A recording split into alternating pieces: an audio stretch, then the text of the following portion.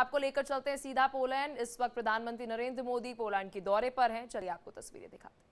कार्यकाल की शुरुआत में ही मुझे यह सौभाग्य मिला है। इस अवसर पर मैं पोलैंड की सरकार और यहां के लोगों का विशेष आभार व्यक्त करता हूं।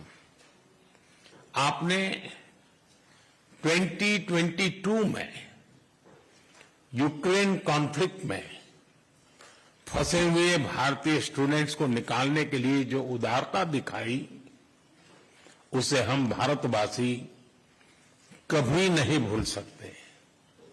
फ्रेंड, इस वर्ष हमने अपने राजनयिक संबंधों की 70वीं वर्षगांठ मना रहे हैं। इस अवसर पर हमने संबंधों को स्ट्रेटेजिक पार्टनरशिप में परिवर्तित करने का निर्णय लिया है। भारत और पोलैंड के संबंध डेमोक्रेसी और रूल ऑफ लॉ जैसी साझा मूल्यों पर आधारित है। आज हमने संबंधों को एक नई दिशा देने के लिए कई इनिशिएटिव्स की पहचान की है। दो लोकतांत्रिक देशों के रूप में हमारी पार्लियामेंट के बीच आदान प्रदान को बढ़ावा दिया जाना चाहिए। आर्थिक सहयोग को व्यापक रूप प्रदान करने के लिए प्राइवेट सेक्टर को जोड़ने के लिए काम किया जाएगा। फूड प्रोसेसिंग के लिए क्षेत्र में पोलैंड वर्ल्ड लीडर्स में से है।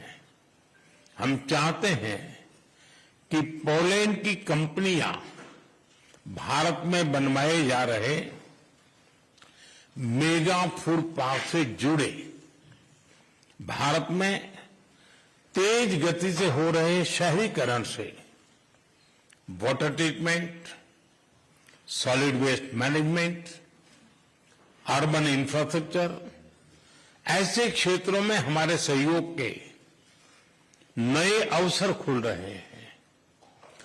Clean coal technology, green hydrogen, renewable energy, artificial intelligence भी हमारी साझी प्राथमिकता के विषय हैं।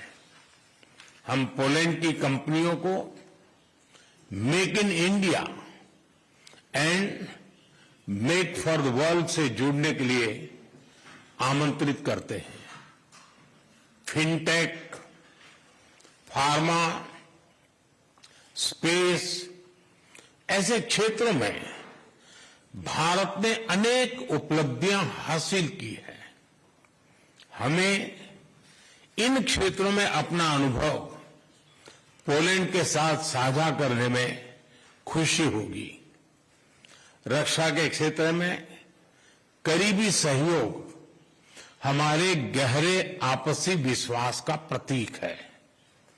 इस क्षेत्र में आपसी सहयोग को सुदृढ़ बनाया जाएगा। इनोवेशन और टैलेंट हमारे दोनों देशों की युवा शक्ति की पहचान है। स्किल्ड वर्कफोर्स की भलाई के लिए, स्किल्ड वर्कर्स की भलाई के लिए और मोबिलिटी को बढ़ावा देने के लिए दोनों पक्षों के बीच सोशल सिक्योरिटी एग्रीमेंट पर सहमति बनी है।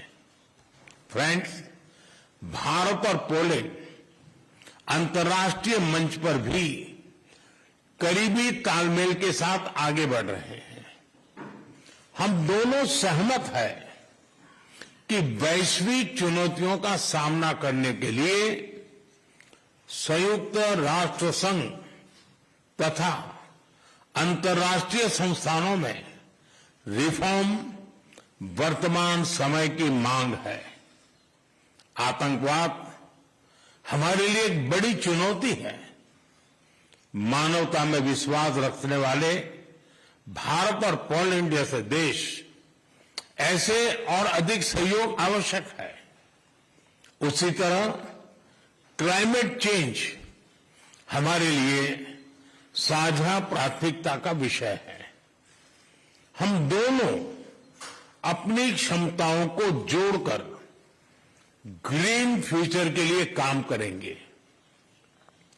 जनवरी 2025 में पोलैंड यूरोपियन यूनियन की अध्यक्षता संभालेगा। मुझे विश्वास है कि आपके सहयोग से भारत और ईयू के संबंधों को बल मिलेगा। फ्रेंड, यूक्रेन और पश्चिम एशिया में चल रहे संघर्ष हम सभी के लिए गहरी चिंता का विषय है।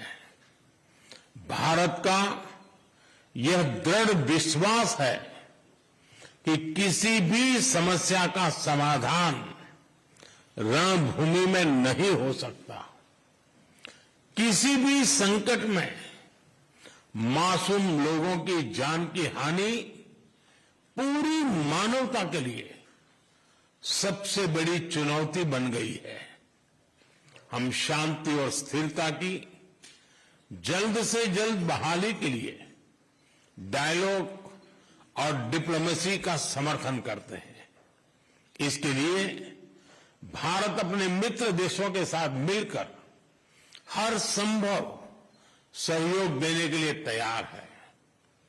फ्रेंड्स, पोलैंड में इंडोलॉजी और संस्कृत का बहुत पुराना और समृद्ध ट्रेडिशन रहा है। भारतीय सभ्यता और भाषाओं में गहरी रुचि से हमारे संबंधों की मजबूत नींव रखी गई है। हमारे गहरे पीपल टू पीपल टाइज का एक प्रत्यक्ष और जीवंत उदाहरण कल मैंने देखा। इंडियन पोल्स के डोबरे महाराजा और कोल्हापुर के महाराज की याद में बनाए गए मॉन्यूमेंट्स पर मुझे श्रद्धांजलि देने का सौभाग्य मिला। मुझे खुशी है कि आज भी पोलैंड के लोग उनके परोपकार और उदारता का सम्मान करते हैं। उनकी स्मृति को अमर करने के लिए हम भारत और पोलैंड के बीच जाम साहब ऑफ नवानगर यूथ एक्सचेंज प्रोग्राम शुरू करने जा रहे हैं।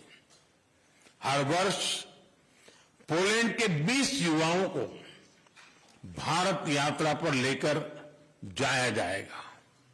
फ्रेंड्स, मैं एक बार फिर प्रधानमंत्री टुस्क और उनकी मित्रता के लिए हृदय से आभार प्रकट करता हूं और हमारे संबंधों को नए स्तर पर ले जाने के लिए अपनी प्रतिबद्धता दोहराता हूं। बहुत बहुत धन्यवाद।